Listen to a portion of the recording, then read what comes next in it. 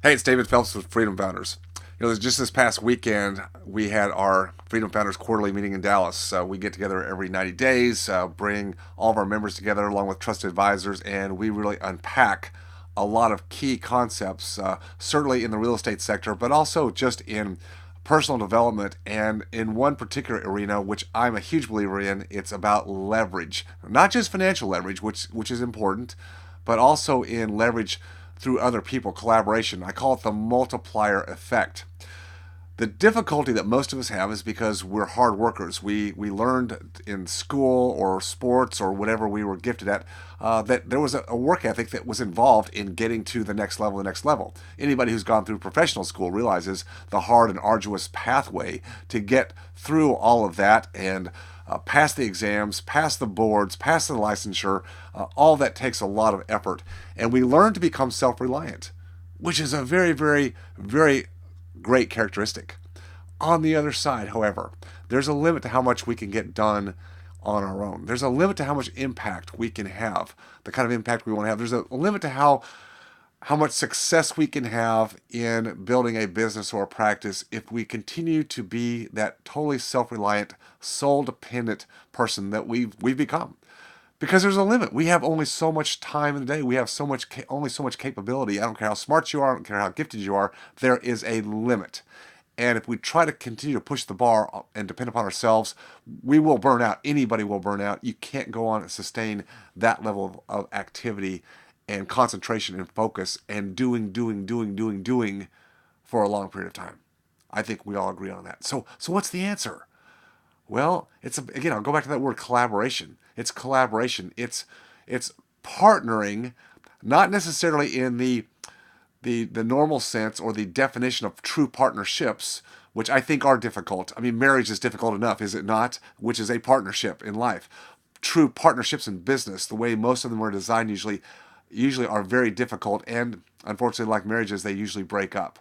So I'm talking more about collaboration or joint ventures, strategic alliances, which means you still keep some separateness to your own business or entity or life or structure. You don't completely merge two businesses, two people together, but you can intertwine at the edges, at the fringes, and create a multiplier effect if you do it the right way and most importantly with the right people. So that's my point today. Not so much on structure, that's a topic for another day. But I would say even before structure, you've got to find the right person.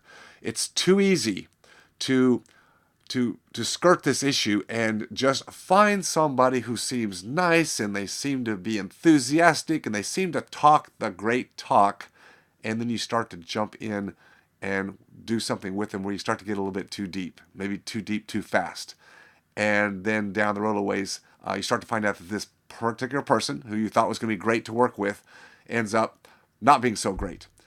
It can be as mild as just not following through, which is more than a nuisance. It's just downright frustrating. Or it can be as bad as someone who is outright fraudulent, and anywhere in between. I recently had a situation where it was on the lighter side. It was more of the nuisance. It was someone who I was, again, a strategic alliance, not a partnership. So it didn't cause great entanglement.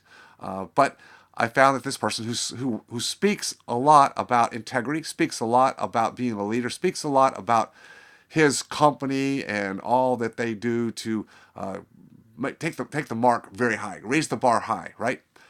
But in working with this individual, I found out that his words or his intentions, no matter how great they may be, didn't hold true. Not once, not twice, but repeatedly, there were areas where there was no follow through. Instead, there were excuses or pushing the issue on other people who didn't do this or that. Maybe once I'll believe that, but not twice, 3 times, 4 times, 5 times. There's a track record here. In other words, there's a history behind that. Now, how do you avoid issues when you collaborate, form joint ventures, or strategic alliances? Well, one, don't go too fast, too deep all at once. Test the model, test the other person or company or business with some early, less involved collaboration, okay? Something that's not going to be a big problem if it doesn't work out for whatever reason. Test it. Find some small things to collaborate on first. Secondly, dealing with the principal, in other words, the owner or the person who is in charge of the other business that you're going to collaborate with. Do some real due diligence on that person. Ask them tough questions. Give me 6 names, at least 6 names of people, 3 of whom you've done business with a year or more in the past that you're not currently doing business with, and give me 3 people that you're currently doing business with. And why do I ask the question that way? I want to find out how this person leaves business relationships in the past. What happened? Did they just run their course, or was there a breakup? If there was a breakup, which can happen, how did that person deal with the breakup? Did they step up and handle the responsibility, or did they just kind of walk away, file bankruptcy, and say, tough, the chips are on you? That's very, very important. So dig into their past. Ask them about situations in the past, problems they had to resolve, other joint ventures or collaborations or things that didn't go as they expected. Ask them what the outcomes were. If they don't have any, or they tell you everything's good and, gee, I don't really have any, they're not telling the truth, okay? Or they don't have any experience, one or the other or both. Don't believe that. In summary, you can't get where you want to go in life without collaboration. You just can't. But the scary thing is, if we've been burned before, we don't want to go back to do it again. I would say try again. Just take more time, do more due diligence, because great strategic alliances, joint ventures, quasi-partnerships are the best way to move the needle, to create more impact, to give you your life back while you're still building great businesses, providing great services, but you get your life back because you don't have to do everything. You don't have to reinvent the wheel. The multiplier effect of putting 2 or more collaborators together, that multiplier effect is amazing. But you've got to put in the groundwork, the foundation. If you don't, then they tend to fall apart, blow up, and you want to throw out the concept altogether. Don't do it that way, all right? That's my tip for today. Remember, always stay focused on your freedom. See you next time.